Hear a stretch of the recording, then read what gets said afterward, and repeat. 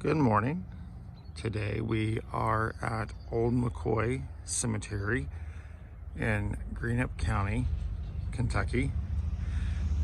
This is just next to Asylum Cemetery off of US 23 South. And we're at the bottom of the hill.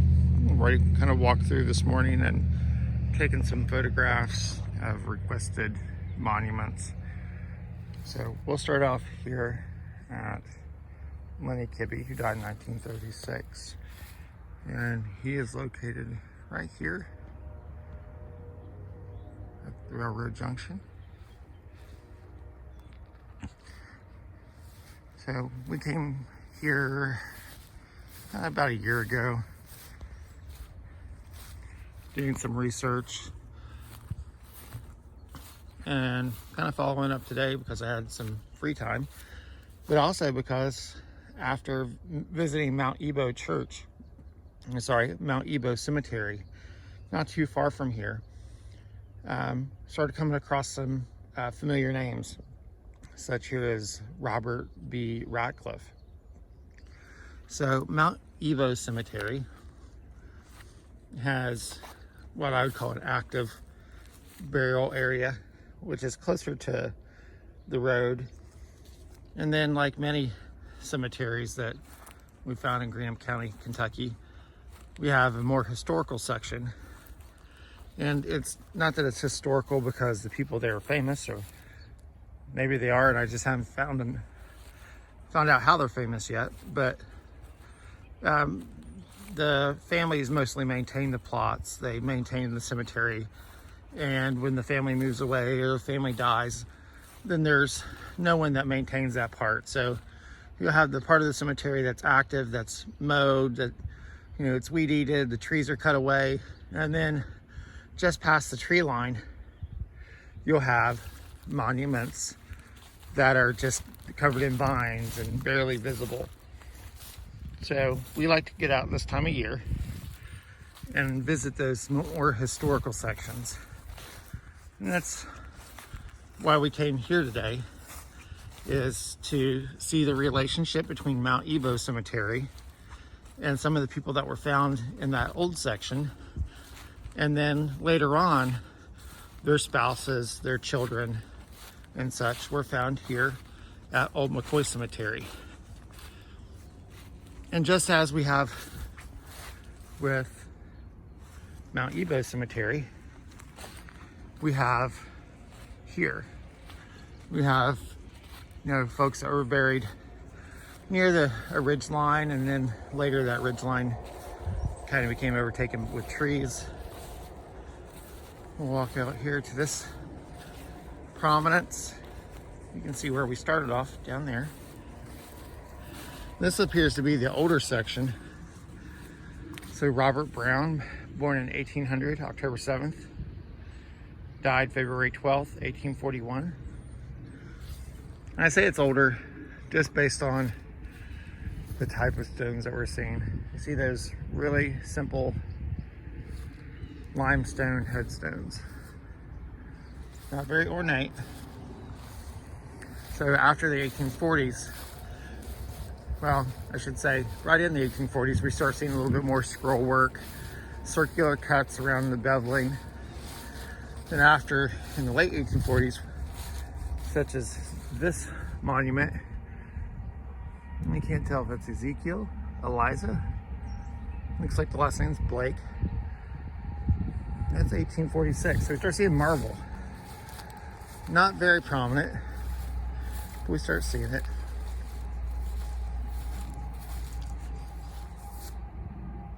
And there's another one. I'm sure there's more here. It's a huge open area on a prominence that overlooks the road below it. So you can imagine 100 years ago, this being the place to be buried. Wow, not even 100 years ago. It's closer to 150 years ago. Crazy how time sneaks up on you. Here's another. So take a view up the hill. So we have what would be the older section. And it starts to get newer as you go into here, and then the very newest follows a road to the top, and the top is still very active. So there's a lot of flat markers, or markers that have been down, not intentionally down, but where you can't really see, but I'll try to get closer. We are near an area called Sand Hill in Asylum, Kentucky, and it's similar to Sandy Springs in Adams County. So we're sitting on a very old, very large sand dune. So markers that were set on this are, they don't have a stable base. They would have to have really large foundations set really deep. But even, set 3 feet deep, if the dune moves, so does the headstone. Again, this is Old McCoy Cemetery in Greenup County. And here we have yucca. And so 2 nice marble markers, and you see the road below.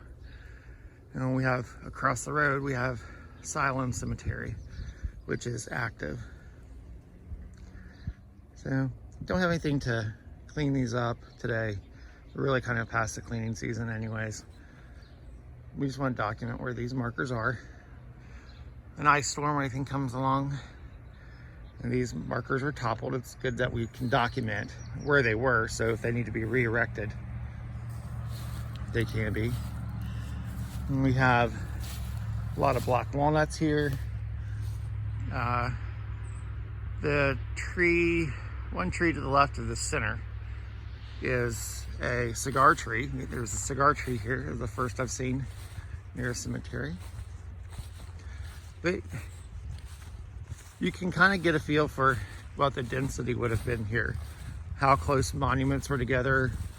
I'm sure, like many cemeteries in this area, there were family plots, so you do have some spaces in between the markers, but the markers, once they're in their plot, they're set relatively close.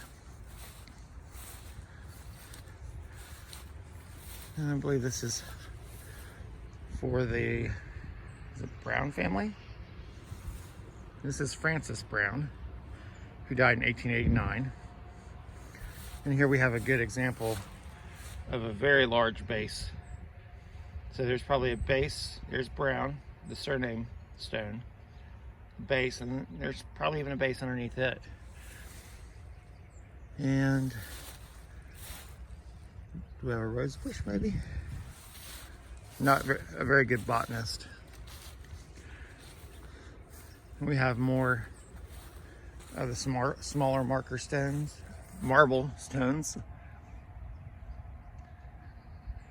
William Aaron. And then John Bush. That's probably William Aaron Bush. Here's a good example of stones being affixed. So here we have the die. We have a base, and here we have another base. And some monument companies would just set these, at the time the weight held them in place. And it doesn't take into account for, root growth on trees that would cause them to lean out of plumb. Some monument companies would even use lead pins that they would sit in that would hold them that much longer. And then they would also mortar. So they would have lead pins in the middle, and on the outsides, they would have these little lead wedges. And lead being a soft material, would crush with the weight. Well, you can have mortar that went outside the perimeter of the two bases, and as the air was pushed out from the mortar, it would kind of create a suction effect that would hold the two bases together. So we'll work our way around the hill. Sorry this is such a long video. You guys feel free to stop watching anytime you want. Fannons. Munns. So seeing some Lewis County names and some Scioto County names. Here's one of the areas that, you know, in a couple years, you wouldn't even know these markers are here. We have Thomas and Laura Cameron. Laura was born in 1865 and died in 1934.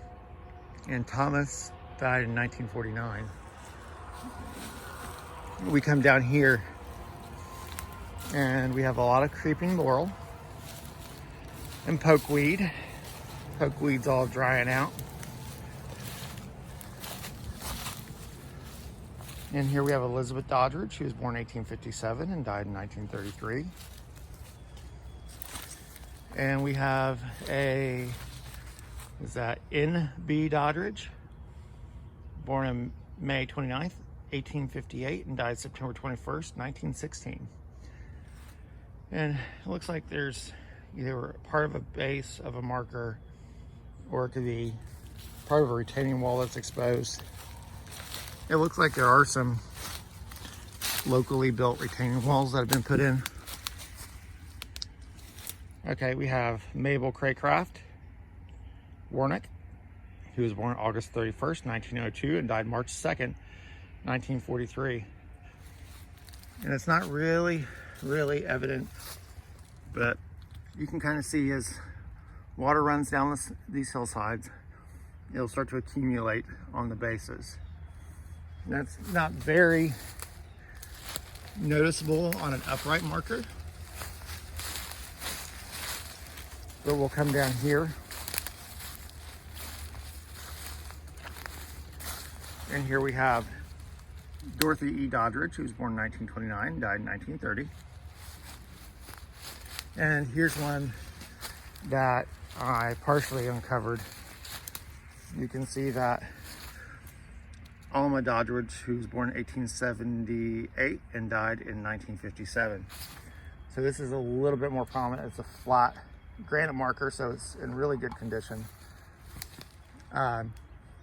The sand, the dirt, ran down the hillside, accumulated on top, and then the creeping laurel just created a root network over top of it.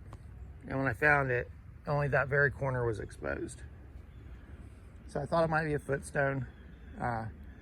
When I saw an inscription, went ahead and finished uncovering it and then videoed it. We're making our way down the hillside towards the railroad tracks, back where we started at. You know, if you think you have a marker here in a straight line, we would assume that maybe there's one in here. We'll come this way. We have the headstone for Sarah Hunter, who was born April 17th, 1904 and died September 30th, 1920. Very young. And this one surprised me. So here we have this large tree.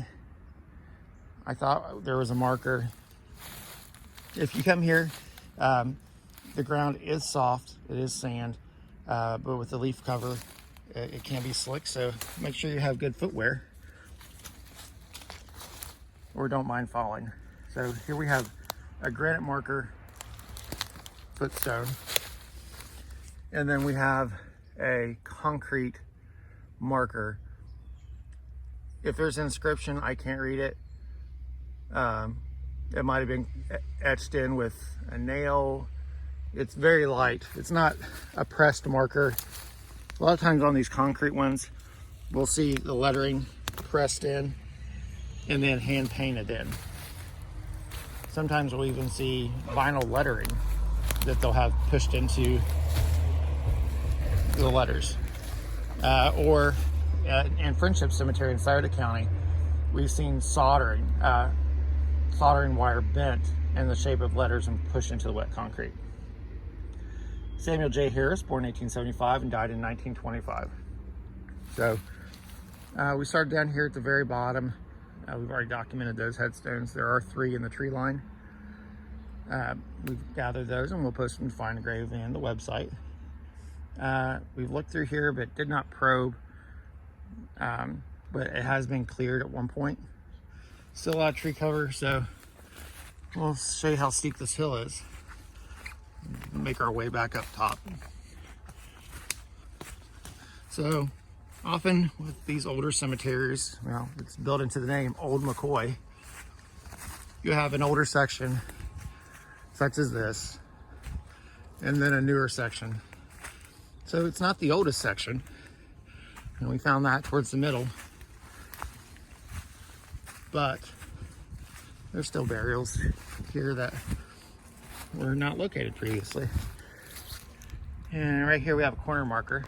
So either the corner of a family plot or a possible footstone. Make our way to the top. Here we have a base. So that would have had, you can see where it's drilled for those lead pins. Sometimes rebar even. More modern ones will have rebar, which is not a great product because it rusts and then it leaks out onto the stone. But, and then also those are made in bulk. So a lot of those are made at once. Then a family buys, you know, the customized die that fits to a base. So sometimes they'll have a surname on the bottom, sometimes they won't. Here we have Amanda Walker, who was born in 1857 and died in 1918.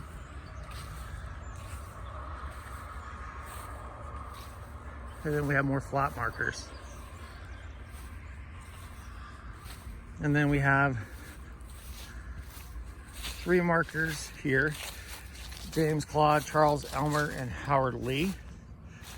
And they are in line with the Anna Williams and Howard Williams monument, but could be related to a stone that's not yet been found.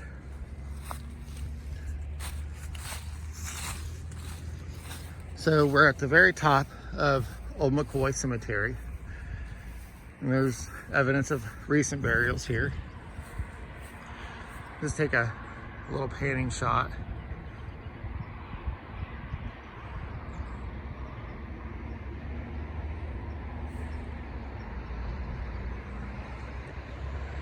So we're at the very top, the older part of the cemetery, the oldest part of the cemetery that I've seen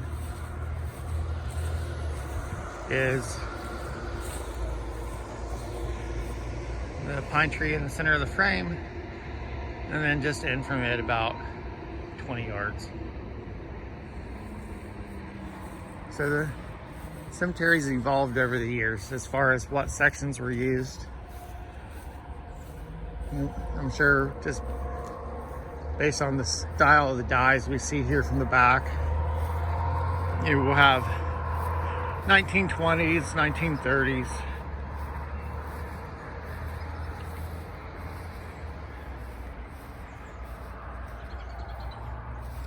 So just my guess is the cemetery started out really close to the road and then worked its way uphill.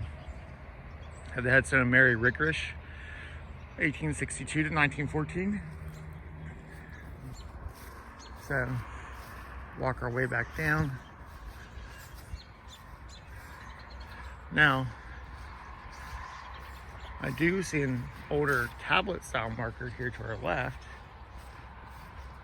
Let's walk over there and see what that is. So if you do much cemetery work, visiting and photographing in the morning, I would suggest bringing a spare pair of shoes and dry socks, because my socks are soaking wet right now.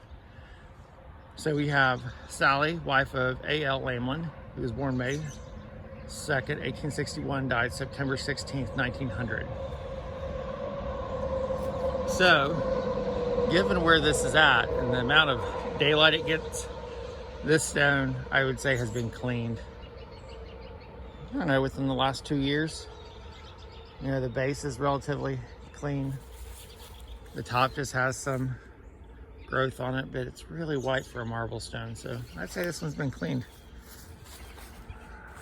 all the way around. Oh, and here's Augustus L. Lamlin, who was born November 2nd, 1841, died September 11th, 1905. And I'd have to check my watch, but I think today is November 2nd. Happy birthday, Augustus. We'll make our way down here. This is the upright tablet I saw from the road.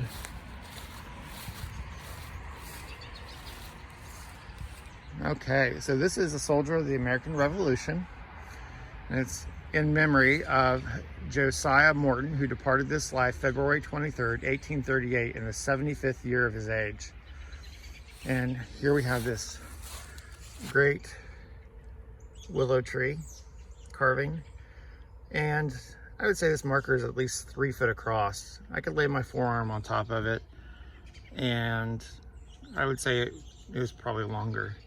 And then we have, looks like a dove, which is different. I haven't seen too many willow trees with a dove. Most time you see them with an altar or an urn or an hourglass. Very Victorian, memento mori style. And here we go to the epitaph. He was one of the Patriot band who fought in the glorious struggle of the Revolution. He was in the Battle of Guilford and the siege at Yorktown. So you see a little bit of delaminating along the bottom there, but not very much. A great monument. So he's set right here at the base of the hill, away from the rest of the older part of the cemetery, and right near the entrance to the cemetery on US 23. And then we have another. And this is Benjamin Morton, son of Josiah and Nancy, his wife. Was born September 23rd, 1806, and died March, looks like 1831. So 2 very old markers. So good chance that this was a family plot at one point. And we have some markers over here in the corner. Unfortunately, we're running out of time, so we'll have to come back another day and document all the little hidden markers that are here. Ones that are down. 2 marble markers. This one from 1902, and this one probably is as well, given that they have similar inscription styles. Woodsman of the World for W.E. Nichols. But again, we've spent this morning at Old McCoy Cemetery in Greenup County, Kentucky, and really appreciate you guys taking the time to watch these videos, and appreciate all the cemeteries we have in Appalachia. Thank you.